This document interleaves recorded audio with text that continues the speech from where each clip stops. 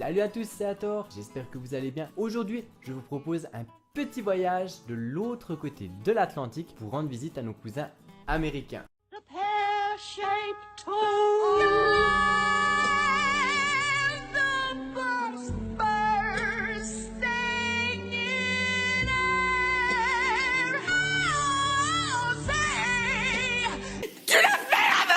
Ah, les États-Unis, sa bonne cuisine, son président distingué et ses armes.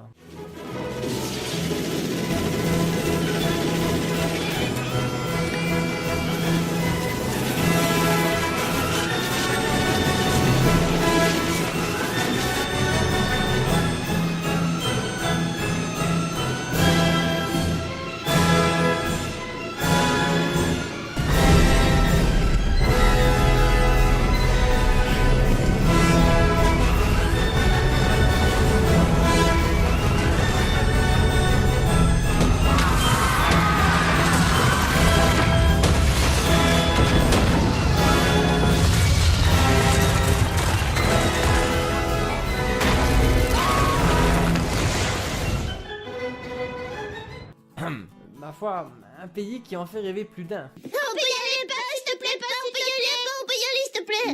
Oui, ou pinaise, oui. Les USA sont effectivement le pays avec le plus d'armes à feu par habitant au monde, à savoir presque 89 armes pour 100 habitants, très largement devant tous les autres pays, et cela notamment grâce au deuxième amendement de la Constitution. On y reviendra, mais c'est surtout le pays développé où le taux d'homicide par arme à feu est le plus élevé au monde, environ 3 pour 100 000 habitants, ce qui nous donne pour ces dernières années des chiffres vraiment macabres. Les tueries dans les écoles ou les lieux publics américains ne cessent de s'enchaîner. Le 15 février dernier, un adolescent tue 17 personnes dans un lycée de Floride. Et le plus dingue, c'est qu'il s'agit déjà de la 18e tuerie en milieu scolaire depuis le début de cette année. 18 en même pas 2 mois. En 2017, la revue Pediatrics publie une étude révélant que les blessures par balle sont la 3e cause de mortalité chez les enfants aux USA, mais également que 91% des enfants tués par arme à feu dans les pays développés sont américains. Et comment est-ce possible? Comment la première puissance mondiale en est-elle arrivée là? Nous allons tenter,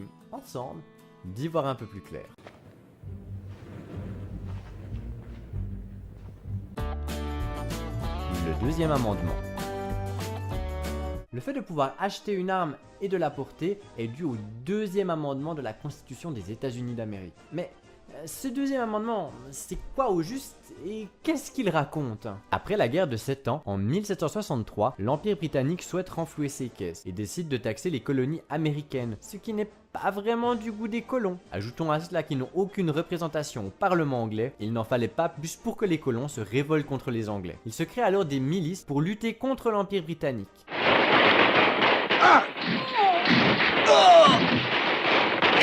En 1776 est signée la Déclaration d'indépendance des États-Unis. C'est alors que commence la guerre de l'indépendance, qui sera remportée grâce à l'aide de la France, et qui verra les États-Unis devenir réellement indépendants. En 1789, la Déclaration des droits ou Bills of Rights, dont le deuxième amendement fait partie, est adoptée par la Chambre des représentants et le Congrès. Mais la Déclaration des droits prendra réellement effet le 15 septembre 1791. Le but était de limiter les pouvoirs de l'État, mais aussi d'octroyer des droits individuels aux citoyens américains. Elle garantit la liberté de presse, de parole, de religion, de réunion, le droit de propriété et donc également celui de porter des armes. Moi je trouve ça méga délire. Ouais, mec, j'adore quand tu te passionnes comme ça. On doit ce texte entre autres au colonel James Madison. Madison, considéré comme l'un des pères fondateurs des États-Unis, il fut également le 4e président des États-Unis de 1809 à 1817. Étudions maintenant ce fameux deuxième amendement. Une milice bien organisée étant nécessaire à la sécurité d'un État libre, le droit qu'a le peuple de détenir et de porter des armes ne sera pas transgressé. Le deuxième amendement a donc été écrit pour garantir au peuple de pouvoir se défendre si l'État venait, disons, à dépasser les limites, un peu comme l'a fait l'Empire britannique à l'époque. Tu pousses le bouchon un peu trop loin, Maurice. Aujourd'hui toutefois, un vrai débat existe quant à l'interprétation de ce texte. Les démocrates estiment que le port d'armes peut être utilisé dans le cas d'une milice, mais que ça ne permet pas à n'importe qui et sans condition de porter une arme. Le parti républicain et le lobby des armes, la NRA, estiment que le port d'armes est autorisé pour tous les citoyens, et ce, sans condition. Mais il faut que j'ai une arme, c'est dans la Constitution. Papa, le deuxième amendement n'est qu'une survivance de la Révolution. Il n'a plus de raison d'être aujourd'hui. Tu te mets le doigt dans l'œil jusqu'au coude, Lisa. Si j'avais pas ce revolver, le roi d'Angleterre pourrait entrer ici quand ça lui chante et te mener à la baguette. C'est ça que tu veux? Hein? Réponds. Législation sur les armes. On pense souvent qu'aux États-Unis, il est possible d'acheter une arme un peu comme une baguette de pain dans une boulangerie, et ensuite de se balader avec son flingue à la vue de tous. Eh ben, c'est pas tout à fait aussi simple.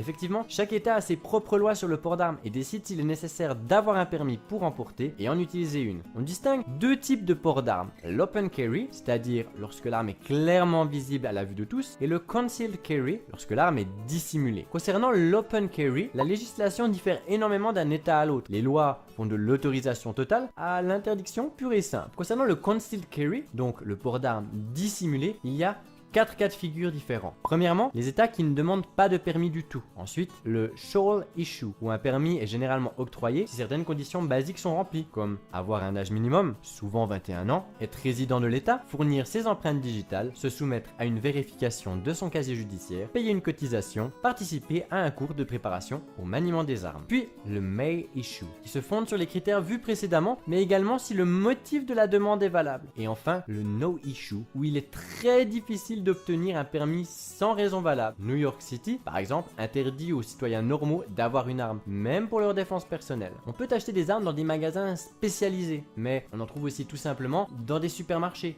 comme Walmart. Ça doit quand même faire un peu bizarre de trouver des armes entre le rayon bio et le rayon bricolage. Mais bon, toutefois, il est tout à fait possible d'acheter des armes en ligne ou dans les foires. Et là, il n'y a pas de contrôle. N'importe qui peut donc se procurer une arme très facilement. Au final, celui qui veut obtenir une arme, il parviendra. Soyez maudits! La NRA.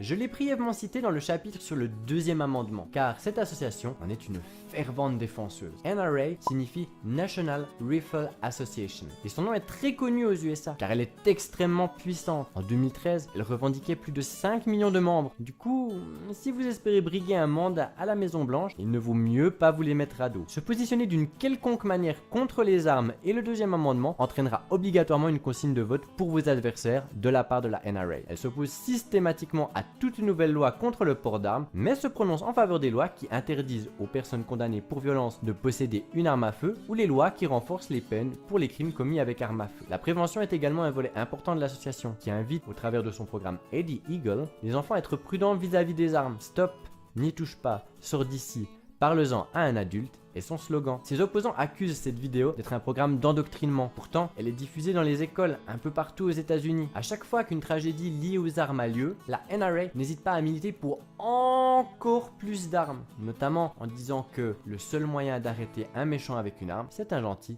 avec une arme. Ça n'a pas été interdit genre en 1981 parce que c'était trop ringard. La culture de la peur.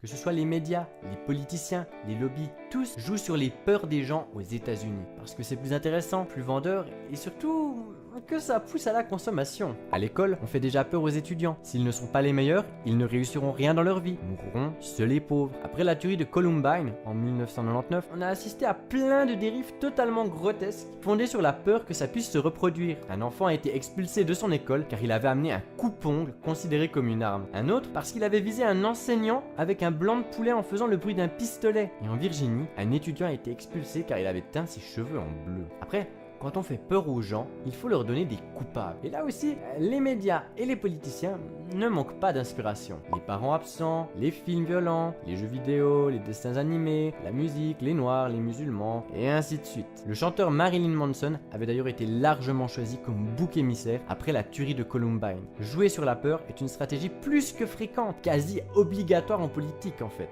La peur de perdre ce que l'on a et de se faire envahir. La stratégie était d'ailleurs largement utilisée par Marine Le Pen lors des élections présidentielles françaises. Et ils sont là, ils sont dans les campagnes, dans les villes. Tout comme par Donald Trump qui voulait protéger l'Amérique des vilain mexicain. Il est aussi intéressant de constater que le survivalisme est très populaire aux États-Unis, toujours avec la peur d'une catastrophe, de la fin du monde ou je ne sais quoi d'autre. Et cette fois encore, ça fait vendre. Cette culture de la peur alimentée continuellement par les médias et le nombre énorme d'armes présents peuvent expliquer que ce pays est tant en proie aux tueries. Parce que ailleurs dans les autres pays, on écoute également Marilyn Manson, on regarde aussi des films violents, on joue aux jeux vidéo. Les gens qui ne font pas d'études réussissent généralement très bien leur vie. Et il y a aussi des noirs et des musulmans. Les journaux télévisés n'y sont pas forcément tout roses non plus, c'est certain. Mais malgré tout, que ce soit en France ou en Suisse, un vrai effort est fait pour proposer du contenu un peu plus léger, pour montrer que tout ne va pas mal.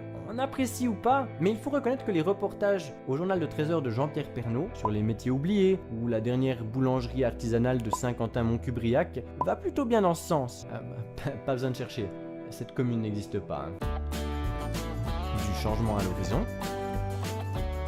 La question des armes aux États-Unis déchaîne réellement les passions. Même chez nous, qui observons ça de manière un peu incrédule quand même. Et ça ne semble malheureusement pas prêt de changer. Tellement les armes sont devenues ancrées dans la culture américaine et surtout, le débat ne semble absolument pas avancer. Il semble même tourner en rond. Après la fusillade du 15 février, Donald Trump met la faute sur les jeux vidéo et films violents qui seraient la cause du comportement violent des jeunes gens instables. Alors, on ne peut pas lui donner totalement tort. Mais un jeune instable sera de toute façon moins dangereux s'il ne peut pas se procurer une arme. Du coup, sa dernière idée en date, armer les enseignants.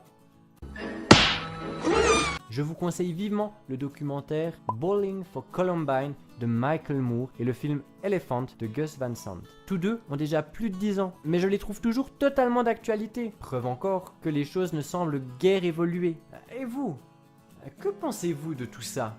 Du port d'armes ou des raisons de ces tueries? N'hésitez pas à me le dire dans les commentaires. Si vous avez apprécié cette vidéo, je vous invite à me laisser un petit pouce bleu, mais également à vous abonner à la chaîne. Je vous remercie pour votre attention et vous dis à la prochaine. Tchuss!